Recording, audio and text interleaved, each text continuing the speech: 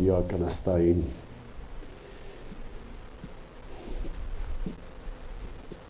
Doctor फ़रख Naseem, आपको, आपकी team को आज मैं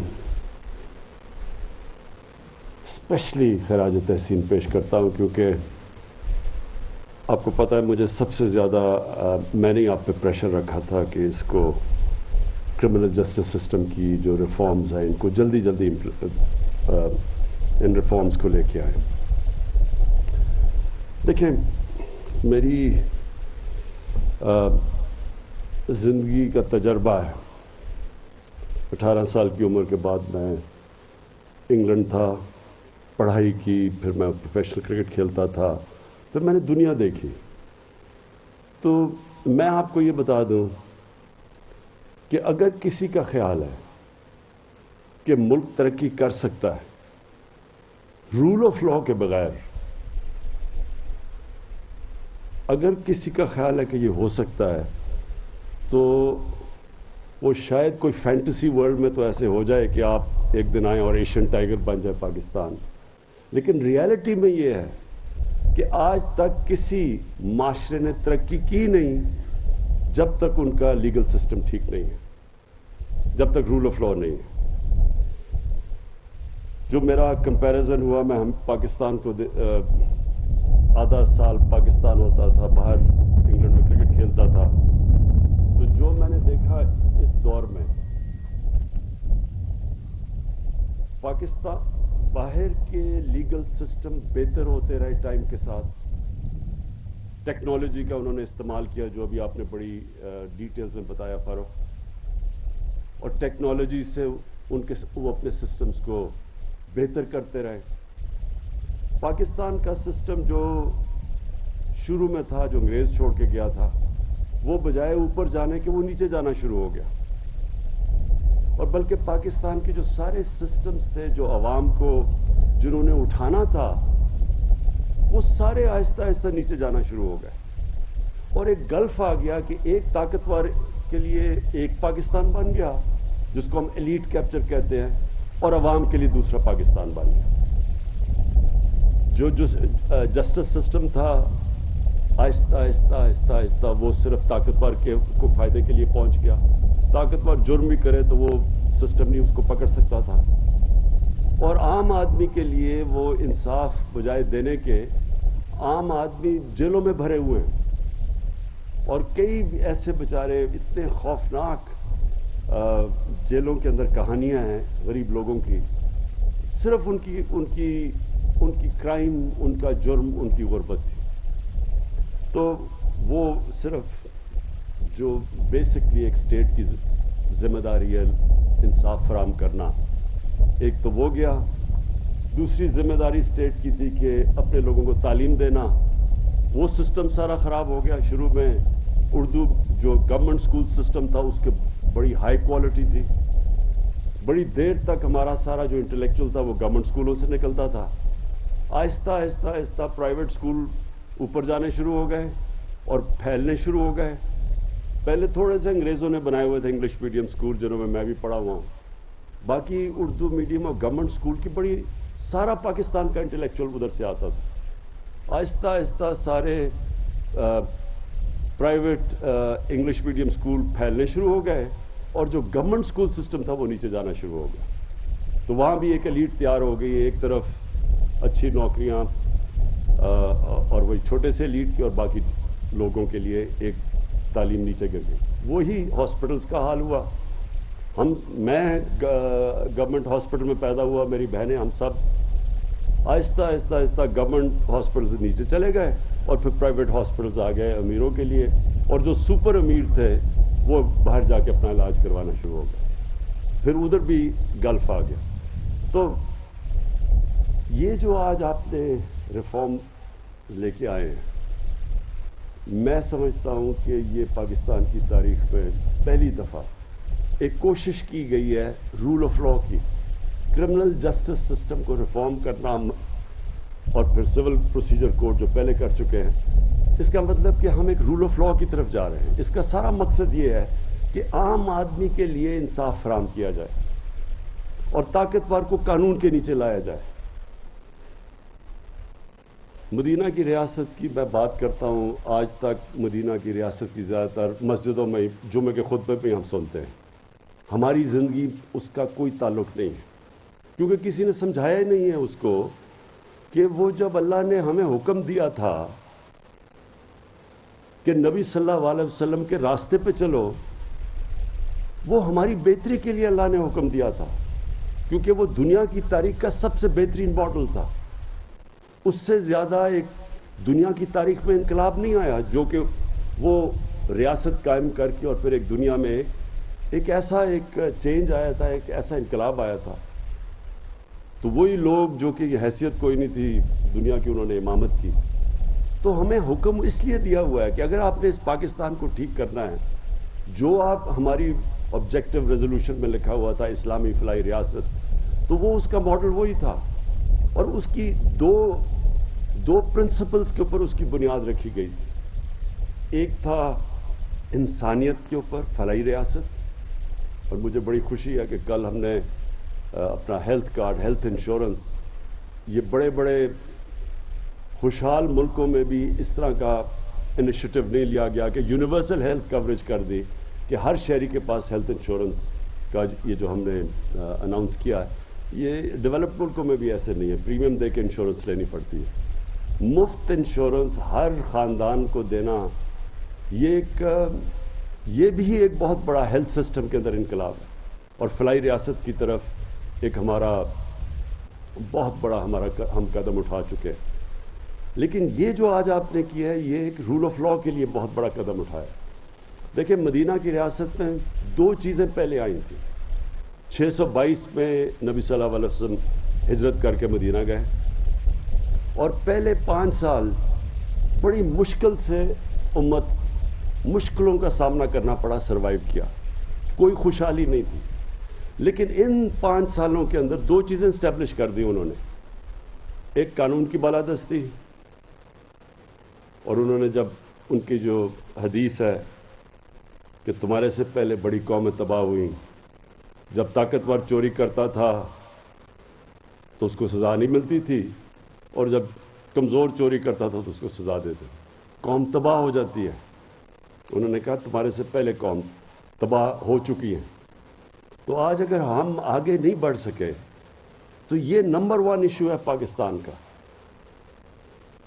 جو سب سے بڑا پاکستانیوں کا احساس ہے وہ اوورسیز پاکستانی ہے. 90 لاکھ اوورسیز پاکستانی ہیں. ان کا جو سالانہ آمدنی ہے وہ 22 کروڑ پاکستانیوں کے برابر ہے. ان کے پاس پیسے بھی فارن ایکسچینج میں, ڈالرز میں ہیں. ان کے پیسے جو ریمیٹنسز بھیجتے ہیں اس کے اوپر اس وقت پاکستان چل رہا ہے, ایکسپورٹس کے اوپر نہیں چل رہا. لیکن یہ انویسٹ نہیں کرتے پاکستان میں. کیوں نہیں انویسٹ کرتے؟ میرا سب سے زیادہ تعلق اوورسیز پاکستانی سے اس لیے رہا ہے کیونکہ میں خود اوورسیز پاکستانی رہ چکا ہوں. میں 6 مہینے تو باہر کمائی کرتا تھا 18-20 سالوں تک.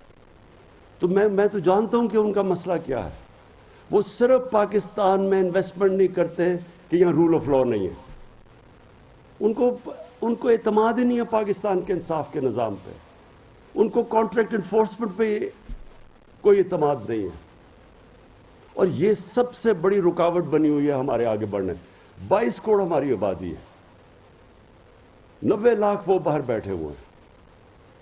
اور وہ جس وقت وہ اپنا یہاں انویسٹمنٹ لانی شروع کر دی پاکستان میں, جس میں ہر قسم کی نعمت اللہ نے دی ہے, جس وقت انہوں نے انویسٹمنٹ یہاں کرنا شروع کر دیا, ہمیں کوئی کسی کے پاس یہ ہاتھ پھیلا کے جانا نہیں پڑے گا. کبھی ہم IMF کے پاس جاتے ہیں, کبھی اپنے دوست ملکوں کے پاس جاتے ہیں کہ جو ہمیں قرضے دے دو. کیوں ہم کرتے ہیں؟ کیونکہ ہمارے سب سے بڑا مسئلہ یہ بنا ہوا ہے کہ کوئی کسی کو ہمارے رول آف لاء کے اوپر اعتماد ہی نہیں ہے. یہ جو ریکو ڈک کا کیس ہوا, آپ سوچیں کہ اس سے کتنا پاکستان کو نقصان ہوا, کتنے, یعنی وہاں سے اگر وہ مائنز چل رہی ہوتی ریکو ڈک کی, کتنا فارن ایکسچینج آنا تھا پاکستان میں. بجائے فارن ایکسچینج آنے کے اوپر ہمارے اوپر فائن ہو گیا. 6 ارب ڈالر کا فائن ہوا. اور وہ کیوں ہوا؟ کیونکہ انہوں نے یا تو کلوز یہ ہوتا نا کہ پاکستان میں کیس کا فیصلہ ہوگا جس طرح باہر ہوتا ہے. انگلینڈ میں تو آپ کو انگلینڈ کے عدالتوں میں اگر آپ کو کچھ ہو تو آپ وہاں فیصلہ ہوتا ہے. نہیں، انہوں نے کہا ہم آربیٹریشن انٹرنیشنل کریں گے. تو باہر کی جو کیونکہ آربیٹریشن باہر تھی انہوں نے ہمارے اوپر فائن کر دیا. تو اگر یہاں ہی ہمارا کیس ریزالو ہوتا، ہماری عدالتوں کے اوپر ہوتا، کیس بھی جلدی سے فیصلہ ہو جاتا، آئدر وے کیس کدھر بھی فیصلہ ہو جاتا، یا ہم فائن دے کے وہ کانیں شروع ہو جاتی چلنی، یا ان کے اگینسٹ جاتا پھر بھی ہماری وہ مائنز چلنی شروع ہو جاتی. لیکن کیونکہ انٹرنیشنل آربیٹریشن تھی، کتنی بڑی قیمت. میں تو صرف آپ کو ایک چیز بتا رہا ہوں، کتنے اور کیسز ہیں باہر سے آتے صرف اس وجہ سے وہ بڑے بڑے انویسٹرز پاکستان میں نہیں آتے.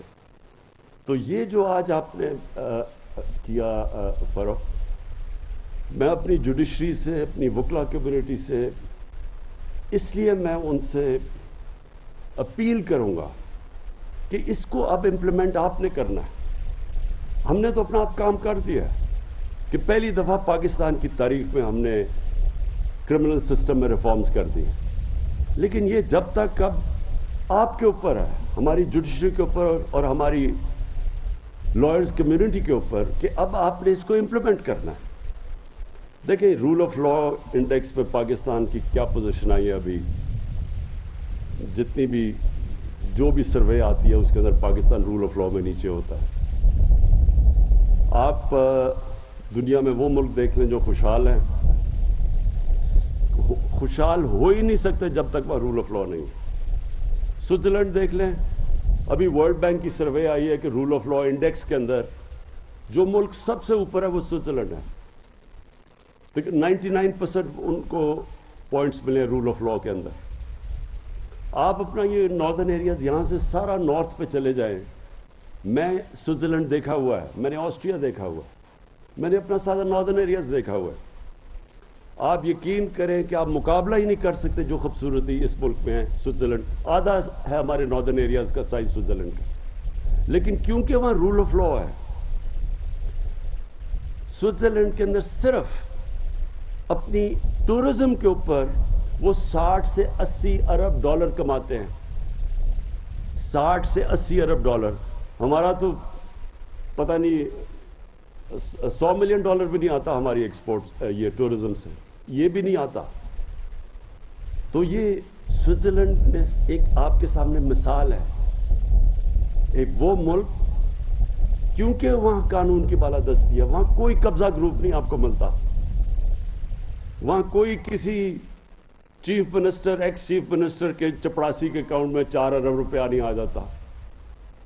وہ ہو ہی نہیں سکتا یہ چیزیں، وہ کوئی تصور ہی نہیں کر سکتا. یہ وہاں کوئی جا کے لنڈن بیٹھ کے اور اربوں روپے کی پراپرٹیز میں اور پھر اس کو پھول پھینک رہے ہیں لوگ، کیونکہ وہاں سارا سوسائٹی قانون کی بالادستی قائم کرتی ہے. سارا جو قوم ہے، آپ سوئٹزرلینڈ میں جا کے دیکھیں، آپ پبلک میں جائیں، آپ ایک کاغذ پھینکیں گے تو آپ کو آدمی کہے گا جی آپ نے کیوں سڑک پر یہ گند پھینکا. وہ سارا معاشرہ اس کے اوپر ہے. ہمارے لیے یہ مثال ہے. اور یہی نبی صلی اللہ علیہ وسلم نے سب سے پہلے مدینہ کی ریاست میں قائم کیا تھا. سب قانون کے سامنے ایک برابر تھے. یہودی بھی کیس جیت دیتا خلیفہ وقت سے، کیونکہ قانون کے سامنے سب ایک برابر تھے. اور ہمارا سب سے بڑا المیہ یہ ہے، اور یہ سب سے زیادہ اس وقت جہاد ہے کہ ہم کسی طرح طاقتور کو قانون کے نیچے لے کے آئیں. اور یہ جو آپ نے کیا ہے، یہ پہلا سٹیپ ہے اس طرف. ٹیکنالوجی کا آپ نے استعمال کیا.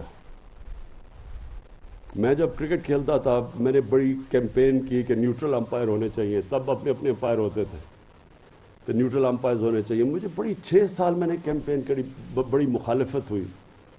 اور پھر میں نے ساتھ ساتھ ٹیکنالوجی کی بات کی کہ استعمال کرو، اس کی بڑی میرے اوپر تنقید ہوئی. ہمارے زمانے میں کرکٹ میں عام لڑائیاں ہوتی تھی فیلڈ کے اوپر کہ جی چیٹنگ ہوئی ہے. آج ٹیکنالوجی آ گئی ہے، نیوٹرل امپائر ہیں، میچ ہوتا ہے، جو ہارا ہے وہ ہار تسلیم کر لیتا ہے، جو جیتتا ہے وہ مان جاتا ہے. جو ہم کوشش کر رہے ہیں الیکشن کمیشن میں ای وی ایم مشین سے، ہم بھی ٹیکنالوجی لے کے آنے کی کوشش کر رہے ہیں. لیکن یہ جو ٹیکنالوجی آپ جوڈیشل سسٹم میں لے کے آئیں گے، میں آپ کو سب سے زیادہ فائدہ اس کو ایک عام آدمی کو ہوگا، جو بیچارہ طاقتور ہے، بیچارہ میں کہہ رہا ہوں جو اس ملک میں طاقتور ڈاکو ہے، اس کو تو اس سسٹم نے بڑا فائدہ پہنچایا، لیکن عام آدمی اس کو ضرورت ہے ان ریفارمز کی. اور جیسے جیسے ہم پروٹیکشن دیتے رہیں گے اپنے لوگوں کو، اللہ کی برکت آئے گی اس ملک میں. ابن خلدون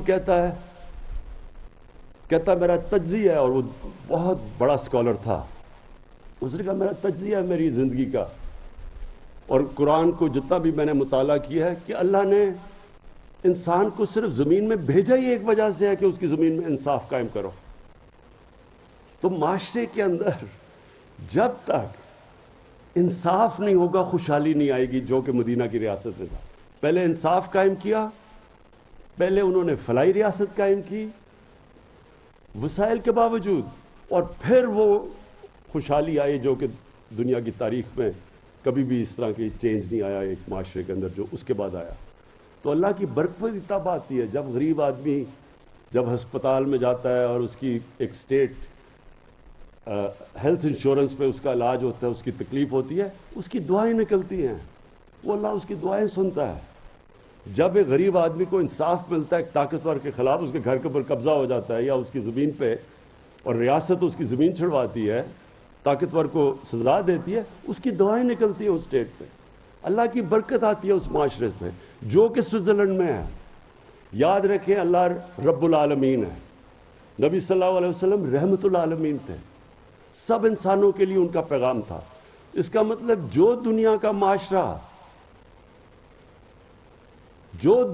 معاشرہ ان کے حکم پہ چلے گا وہ خوشحال ہو جائے گا، اس کو اللہ کی برکت آئے گی اس معاشرے پہ. تو اگر اسکینڈینیویا میں سب سے زیادہ ان کی سنت پہ لوگ چل رہے ہیں، یعنی وہاں انصاف بھی قائم کر رہے ہیں، انسانیت کا بھی نظام ہے، جانوروں کو وہ حقوق دے دیتے ہیں، انسانوں کو تو چھوڑیں، تو اللہ کی برکت آنی ہے وہاں. یہاں سے لوگ بڑے پیسے خرچ کے ادھر جائیں گے اسکینڈینیوین ملکوں میں، اور ان سے کبھی پوچھیں کیوں وہاں رہتے ہیں، ان کو یاد آتا ہے پاکستان، لیکن وہ آپ کو بتائیں گے کہ کس طرح کا وہاں کا انسانیت اور انصاف کا نظام ہے. تو میں آخر میں فرخ نسیم آپ کی ساری ٹیم کو میں پھر سے خراج تحسین پیش کرتا ہوں. مجھے خاص طور پہ خوشی ہوئی کہ آپ نے جو ہماری خواتین آدھی آبادی پاکستان کی، مجھے اتنا برا لگتا تھا جب میں اپنے حلقے میں جاتا تھا تو مجھے جب خواتین کہتی تھی کہ جی ہمیں جو ہمارا انہیریٹنس رائٹ تھا، جو ہمیں ہمارے ماں باپ سے ہمیں جائیداد میں حصہ ملنا چاہیے تھا، ہمیں حصہ ہی نہیں ملتا. تو میں ہمیشہ سوچتا تھا کہ یہ تو اللہ نے حکم کیا ہوا قرآن میں، یہ تو شریعت کے اندر ہے کہ ہماری عورتوں کو حصہ ہے اس میں جائیداد میں. یہ تو 1500 سال پہلے تقریباً یہ تو ہمارے مدینہ کی ریاست میں انہوں نے دے دیا تھا حصہ. تو یورپ کے اندر تو 100 سال پہلے عورتوں کو حصہ ملا ہے. ہمیں تو تب سے یہاں اللہ نے حکم کیا تھا کہ عورتوں کا جائیداد میں حصہ ہے، لیکن کتنی عورتوں کو ملتا ہے یہاں. تو یہ جو آپ نے قدم اٹھایا اور اس کو امپلیمنٹ کرنا ہے، اس کو اب ہم نے پبلک کے اندر لے جا کے اس میں شعور پیدا کرنا ہے اپنی خواتین میں کہ اب یہ نہیں ہو سکتا کہ آپ کی جائیداد میں حصہ نہ ملے. اب قانون میں امپلیمنٹیشن کا طریقہ دیا ہوا ہے، تو یہ بھی بہت بڑا کام کیا ہے. اور انشاءاللہ جس طرح آپ نے کہا کہ یہ پاکستان میں ایک ڈیفائننگ مومنٹ ہے.